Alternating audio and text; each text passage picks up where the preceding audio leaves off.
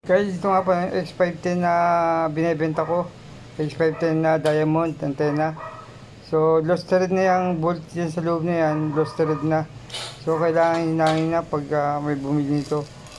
Kailangan marunong kayo maghinang. Ipebenta ko kunin nito. Yan.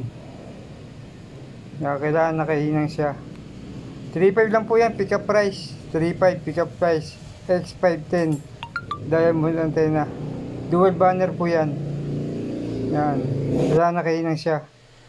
So, ito yung parte ng sa baba to. Unang connection.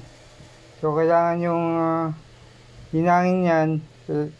Kailangan malaki maghinang pag ginawa nito. Gamit na kayo ng soldering iron. Panghinang yan. Okay, dalhin sa mga naghihinang ng mga radiator. Pwede yan. Pwede yung pahinang doon.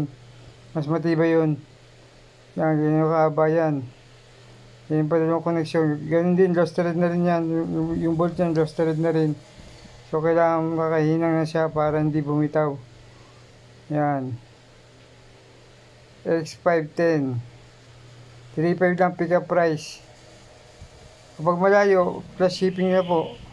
Kaso mahal yung shipping to kasi malaki ito eh. Yan.